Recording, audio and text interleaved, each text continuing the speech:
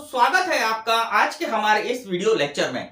मित्रों, आज के इस वीडियो लेक्चर में हम जो है मध्य प्रदेश सिविल न्यायाधीश वर्ग 2 परीक्षा 2019 का जो फेज सेकंड हो रहा है, जो कि 2020 में कंडक्ट हो रहा है, इसके अंतर्गत जो मुख्य परीक्षा होगी, मेंस एग्जाम होगी, उसका जो फोर्थ पेपर है, चतुर्थीय प्रश्न पत्र है, इसको हम कैसे तैयार करें, इस पर हम क्या एक्सरसाइज करें, क्या हम इसमें जो है अध्ययन करें, जिससे कि इस पेपर को हम जो है अच्छे से कर पाए। बात समझिएगा मित्रों, यह जो प्रश्न पत्र है यह सबसे ज्यादा स्कोरिंग है। इस पेपर में जो है 84 मार्क्स तक की मार्किंग तो मेरे द्वारा देखी गई है कि कैंडिडेट्स को जो है इस पेपर में 100 आउट ऑफ 84 मार्क्स तक दिए गए हैं। तो इस पेपर में जो है सबसे ज्यादा स्कोरिंग होने के कारण इस पेपर को जो है हमें सबसे ध्यान से देखना है और सबसे ज्यादा प्रैक्टिस करना है। मित्रों, ये जो पेपर है यह जजमेंट राइटिंग का पेपर है और judgement writing is an art. निर्णय लेखन जो है एक कला है। अब किसी कला में हम महारत कब हासिल करेंगे? जब हम उसमें बार बार जो है उसमें हम जब प्रैक्टिस करेंगे, बार बार जब हम उस चीज को करेंगे, तब हम जो है किसी कला में जो है महारत हासिल कर लेते हैं। तो यहां पर जो है आप समझिएगा कि इस पेपर में आपको बहुत ज्यादा प्रैक्टिस करने की जरूरत है, जिससे कि आप जो है इस पेपर को आराम से और अच्छे से सॉल्व कर पाए।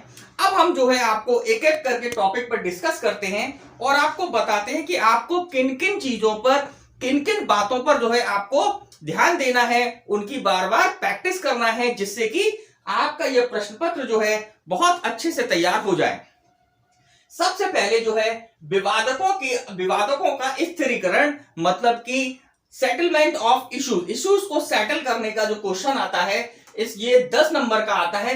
अब हमें जो है इसको कैसे तैयार करना है, देखिए मित्रों बात को समझिएगा कि अगर आप इसको समझ गए कि कैसे हम जो है विवादकों को स्थिर कर सकते हैं, तो आप जो है प्रैक्टिस करेंगे तो आपको अच्छे से आ जाएगा। बात को समझिएगा कि वादी और प्रतिवादी इन दोनों के मध्य में जो डिस्प्यूटेड है, देखिए वादी ने अपना वादपत्र न्यायालय में दाखिल किया और प्रतिवादी ने जो है अपना जो भी जवाब है वह न्यायालय में रखा।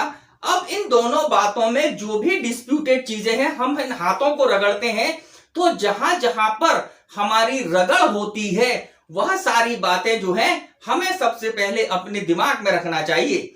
उसके बाद वादी ने जो न्यायालय से रिलीफ चाहा है, न्यायालय से जो भी उसने अपने वादपत्र में रिलीफ चाहा है, उस रिलीफ को डिसाइड करने के लिए इन डिस्प्यूटेड बातों में जो कि आपस में टकरा रही हैं, इन बातों में जिन जिन बातों को डिसाइड करना जरूरी है, किसके लिए?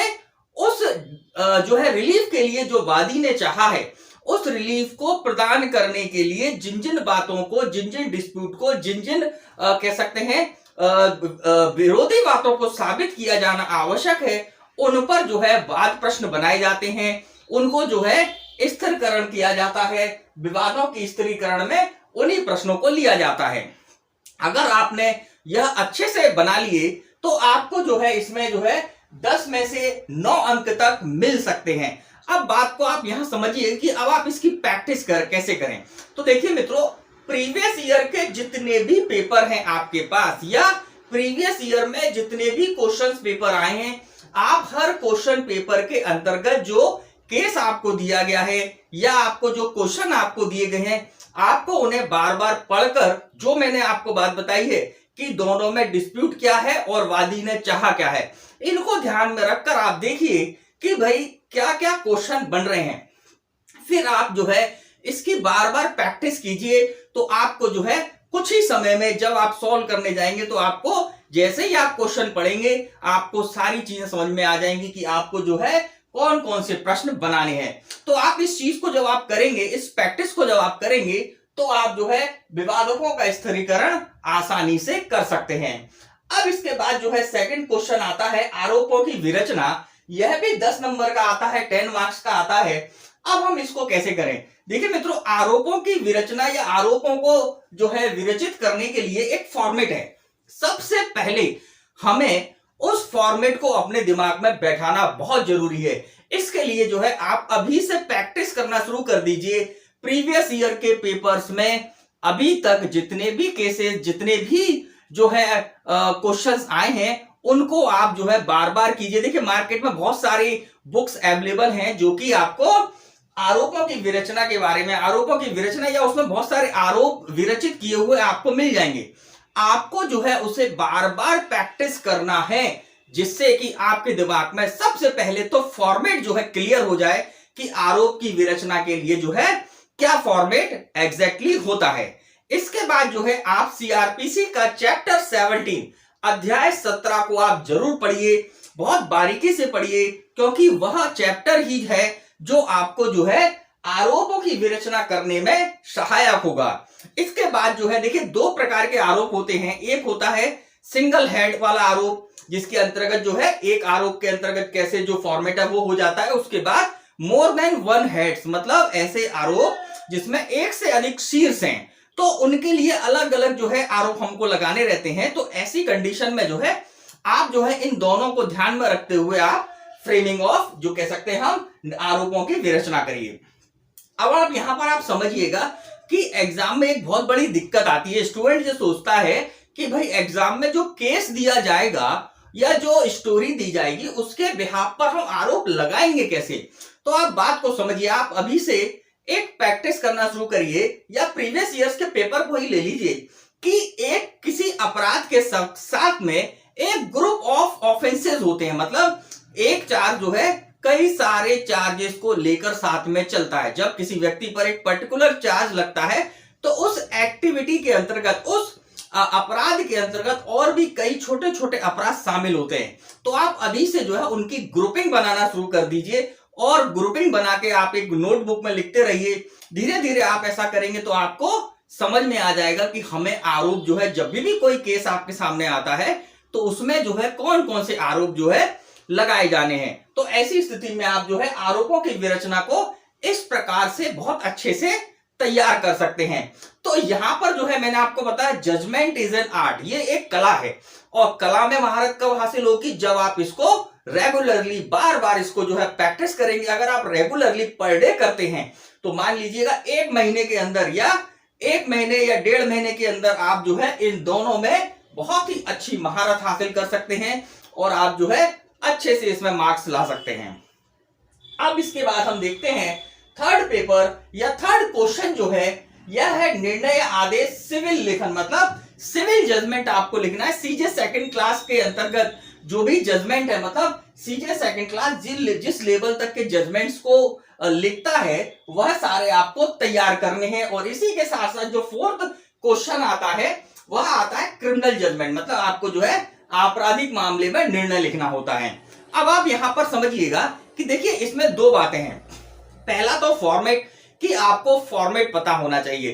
देखिए फॉर्मेट के लिए मैं आपको बताऊं कि अगर आप 15 दिन अच्छे से अगर जजमेंट्स को लिखेंगे, प्रीवियस वाले जो पेपर्स में आपको बुक्स में जो अवेलेबल है उन जजमेंट को लिखेंगे तो आपको फॉर्मेट अच्छे से समझ में आ जाएगा। नहीं तो मैं आपको वीडियो यहां प्रोवाइड करूंगा कि एग्जैक्टली क्या फॉर्मेट होता है और आपको जो है किस प्रकार से इसको करना है। लेकिन अभी से आपको प्रैक्टिस क्या कर देनी चाहिए, स्टार्ट आप क्या कर दें कि आपका जो है आगे चलकर आप जो है इसमें अच्छे से इसको कर पाए। तो बात को समझिएगा, इन दोनों जजमेंट में चाहे सिविल हो चाहे दांडिक हो, इसमें दो बातों पर आपका पूरा की पूरा निर्णय, पूरा की पूरा जजमेंट जो है इफेक्ट करता है। सबसे पहले नंबर पर पॉइंट फॉर डिटर्मिनेशन, मतलब जब हम निर्णय लिखते हैं तो जब हम पॉइंट फॉर डिटर्मिनेशन बनाते हैं तो ये जो है बहुत ही कह सकते एक्सपीरियंस का काम होता है, बहुत ही जटिल प्रक्रिया होती है। अगर आपने पॉइंट फॉर डिटर्मिनेशन सही बनाए हैं और इसके बाद जो आपने मार्शलिंग अगर सही की है तो आपका जजमेंट जो है बहुत हद तक सही होगा और आपको जो है अच्छी मार्किंग मिलेगी। तो आपको दो बातों को यहां पर आपको रेगुलरली प्रैक्टिस करना है। सबसे पहले तो पॉइंट फॉर डिटर्मिनेशन जब बनाए जाते हैं तो पॉइंट फॉर डिटर्मिनेशन का आपको प्रैक्टिस करना है कि भाई कैसे हम प्रश्न बनाएं, और उसके बाद इन प्रश्नों की जब मार्शलिंग करेंगे तो मार्शलिंग का सही स्टेप क्या है।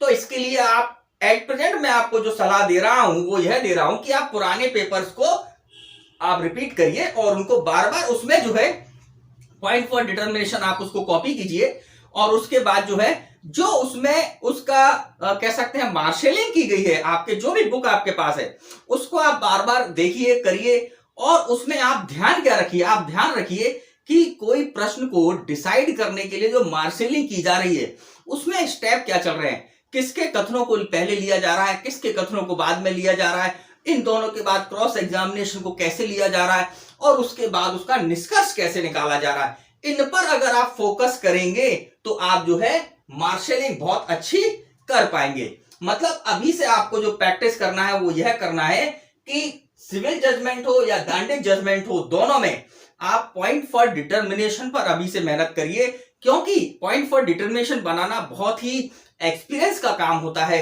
बहुत आसानी से समझ में नहीं आता है कि कौन कौन से प्रश्न बनेंगे। तो आप इस पर प्रैक्टिस अगर अभी से शुरू कर देंगे तो कुछ समय में आपके दिमाग में एक जो है आउटलाइन बन जाएगी, और उस आउटलाइन सर आप जो है एग्जाम में आसानी से बना पाएंगे। और इसके बाद जो है जब आप पॉइंट फॉर डिटर्मिनेशन बना लें तो उसके बाद आपको जो है मार्शलिंग की प्रैक्टिस करना है। मार्शलिंग जो है किस प्रकार से की जाएगी, इसके लिए हम जो है आपको हमारे नेक्स्ट वीडियो में इसकी जानकारी देंगे। तो इस तरह से आप जो है इस प्रश्न पत्र को तैयार कर सकते हैं। आपके जो कोई भी कमेंट्स हैं, जो भी डाउट्स हैं, आप मुझे कमेंट बॉक्स में लिखिए, मैं आपको जो है उसका रिप्लाई देकर आपकी जो भी परेशानी आ रही है उसको मैं जरूर आपको जो है रिप्लाई में उसको दूर करने का प्रयास करूंगा। तो आप जो है अभी से इसको प्रैक्टिस करना शुरू कर दीजिए। मेरे से आपको जो भी हेल्प चाहिए आप जो है मुझे कमेंट बॉक्स में लिखिए, मैं आपको इसका रिप्लाई जरूर दूंगा। तो मित्रों इस प्रकार से जो है फोर्थ पेपर को हम इस प्रकार से तैयार कर सकते हैं। और इसी के साथ मित्रों आज का ये वीडियो लेक्चर हम यहीं पर समाप्त करते हैं। आपसे मुलाकात होगी हमारे नेक्स्ट वीडियो में, जिसमें हम जो है फर्स्ट प्रश्न पत्र के अंतर्गत, फर्स्ट पेपर जो है उसके अंतर्गत जब हम आंसर फ्रेम करेंगे तो आंसर फ्रेमिंग कैसे करना है इस पर चर्चा करेंगे। तो मित्रों मिलते हैं हमारे नेक्स्ट वीडियो में। नमस्कार, जय हिंद, जय भारत।